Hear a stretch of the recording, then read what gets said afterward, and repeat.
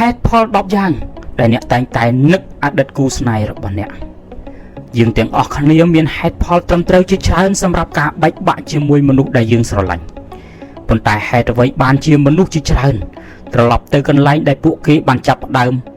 ត្រឡប់ទៅក្នុងដៃរបស់មនុស្សដែលពួកគេបានធ្លាប់ស្បត់ថានឹងបញ្ចប់ទំនាក់ទំនងរបស់ពួកគេជាមួយស្នេហាការនឹករលឹកអតីតកាលនិងធម្មជាតិសាមញ្ញរបស់មនុស្សអាចទាញមនុស្សត្រឡប់ទៅកន្លែងដែលធ្លាប់ស្គាល់គ្នាវិញខាងក្រោមនេះជាហេតុផល10យ៉ាងដែលធ្វើឲ្យមនុស្សត្រឡប់ទៅរកគ្នាវិញជាមួយអតីតគូស្នេហ៍របស់ពួកគេទោះបីជាពួកគេដឹងថាវាប្រហែលជាមិនមែនជារឿងត្រឹមត្រូវដែលត្រូវធ្វើក៏ដោយទី1ភាពស្និទ្ធស្នាលនាំមកនូវអារម្មណ៍សុវត្ថិភាពសម្រាប់មនុស្សមួយចំនួនការផ្លាស់ប្ដូរអាចជាការលំបាកខ្លាំងណាស់នៅពេលដែលទំនាក់ទំនងបញ្ចប់អ្នកមិនត្រឹមតែបាត់បង់មនុស្សម្នាក់ប៉ុណ្ណោះទេប៉ុន្តែថែមទាំងបាត់បង់ផាសុកភាពទម្លាប់និងអារម្មណ៍សុវត្ថិភាពផងដែរភ្លាមនោះរឿងសាមញ្ញដូចជាត្រូវទៅញ៉ាំអាហារថ្ងៃត្រង់នៅឯណាឬត្រូវផ្ញើសារទៅអ្នកណាបន្ទាប់ពីថ្ងៃដ៏វែងឆ្ងាយមានអារម្មណ៍ចម្លែកនិងមិនប្រកបវិជ្ជាជំនួសឲ្យការអោបក្រសោបយកអ្វីមិនស្គាល់មនុស្សជាច្រើនត្រឡប់ទៅរករឿងដែលនាំមកនៅភាពងាយស្រួលនិងផាសុកភាពដល់ពួកគេវិញទី2ភាពឯកាបានវាយប្រហារយ៉ាងខ្លាំងភាពឯកាមិនត្រឹមតែបង្ហាញឲ្យឃើញតាមរបៀបដ៏អស្ចារ្យនិងគួរឲ្យចាប់អារម្មណ៍នោះទេវាលូនចូលទៅក្នុងគ្រាតូចភ្ញាក់ពីដំណេកតែម្នាក់ឯងគ្មានអ្នកណាផ្ញើភាពរូបភាពកំ pl ែងទៅឬដឹងថាគ្មាននរណាម្នាក់ទៅកន្លែងណាមួយជាមួយរឿងទាំងអស់នេះអាចធ្វើឲ្យមនុស្សសង្ស័យលើការសម្រេចចិត្តបែកគ្នាអតីតគូស្នេហ៍ជាមធ្យោបាយលឿនបំផុតដើម្បីបំពេញចន្លោះប្រហោងអារម្មណ៍នេះពីព្រោះពួកគេដឹងរួចហើយពីរបៀបធ្វើឲ្យមានអារម្មណ៍ស្រួលទី3ពួកគេជឿលើឱកាសទី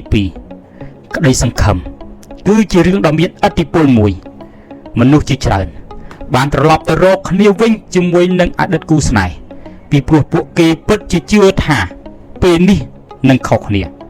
ពួកគេអាចគិតថាមនុស្សដែលពួកគេស្រឡាញ់បានផ្លាស់ប្ដូរឬប្រហែលជាពួកគេមានអារម្មណ៍ថាពេលវេលាមិនត្រឹមតែសម្រាប់ពួកគេទាំងពីរនាក់ដើម្បីមានទំនាក់ទំនងដែលមានសុខភាពល្អជាងមុននោះទេគំនិតដែលថាទំនាក់ទំនងមួយសមនឹងទទួលបានឱកាសមួយផ្សេងទៀតគឺខ្លាំងណាស់ជាពិសេសនៅពេលដែលមនុស្សទាំងពីរនាក់នៅមានអារម្មណ៍ចំពោះគ្នាទៅវិញទៅមកទី4ការនឹករលឹកអតីតកាលធ្វើឲ្យអ្វីកាន់តែប្រសើរពេលវេលាធ្វើឲ្យអតីតកាលហាក់ដូចជាស្រស់ស្អាតជាងការពិតបន្ទាប់ពីការបែកបាក់គ្នាមនុស្សច្រើនតែរលឹកឡើងវិញនៅពេលវេលាល្អការសន្ទនានៅពេលយប់ជ្រៅរបៀបដែលអតីតគូស្នេហ៍របស់ពួកគេធ្វើឲ្យពួកគេសើចនឹងរឿងកំ pl ែងទន្ទឹមនឹងនេះការឆ្លោះប្រកែកគ្នាពាក្យសម្ដីដែលធ្វើឲ្យឈឺចាប់និងមូលហេតុនៃការបែកបាក់ដំបូងរបស់ពួកគេចាប់ផ្ដើមរសាត់បាត់ទៅ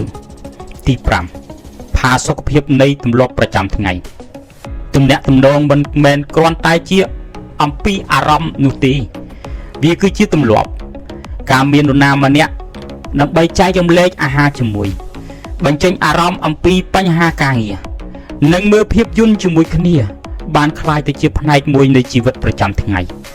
នៅពេលដែលរឿងនោះបាត់ទៅវិញភ្លាមពិភពលោករបស់អ្នកមានអារម្មណ៍ថាគ្មានតុល្យភាពមនុស្សមួយចំនួនមិនចាំបាច់នឹកអតីតគូស្នេហ៍របស់ពួកគេច្រើនដែលពួកគេនឹកទម្លាប់ដែលពួកគេបានបង្កើតនៅជុំវិញពួកគេនោះទេទី6នៅមានបញ្ហាជាច្រើនមិនទាន់ដោះស្រាយទំនាក់ទំនងខ្លះមិនបញ្ចប់ដោយភាពច្បាស់លាស់ទេអ្វីអាចបញ្ចប់ភ្លាមឬមនុស្សម្នាក់អាចតែងតែមានអារម្មណ៍ថាពួកគេមិនមានឱកាសធ្វើអ្វីបានត្រឹមត្រូវសំណួរចុះបើនោះធ្វើឲ្យមនុស្សឆ្ងល់ថាតើពួកគេបានចាក់ចេញលឿនពេកឬអត់ថាតើអ្វីអាចប្រសើរជាងនេះឬអត់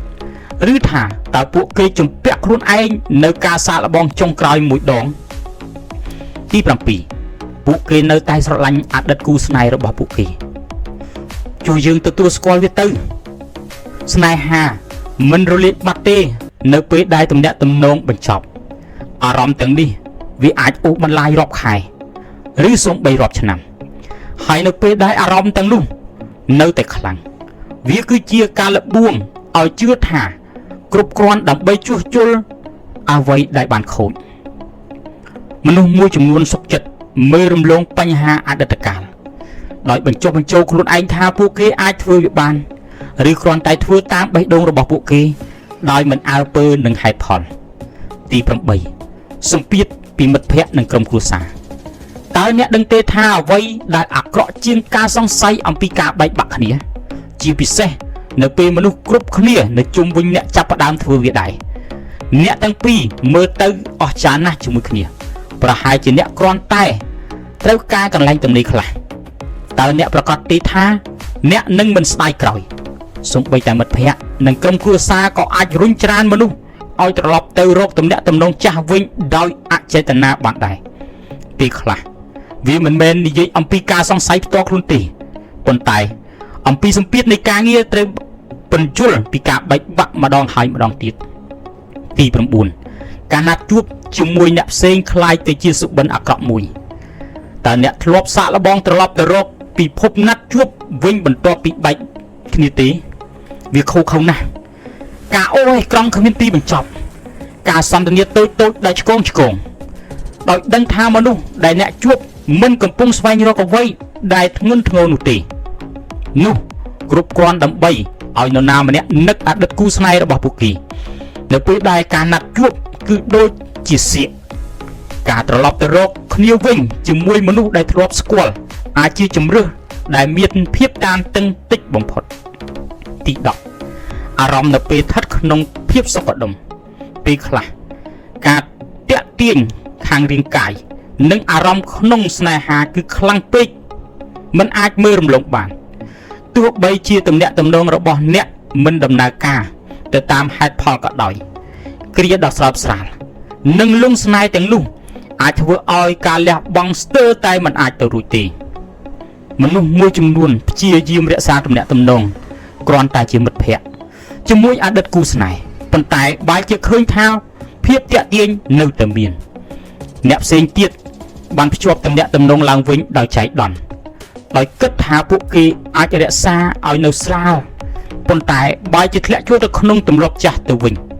អានដោយលោកតាអណ្ដើកប្រាក់ដកស្រង់អត្ថបទពីបណ្ដាញសង្គម